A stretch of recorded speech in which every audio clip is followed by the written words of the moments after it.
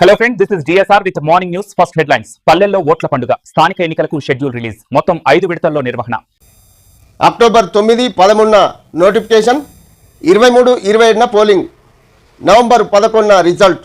3 విడతల్లో sarpanch, ward మెంబర్ల elections. ఏ రోజుకు ఆ రోజే ఫలితాలు. October 17, 21, 25 notification.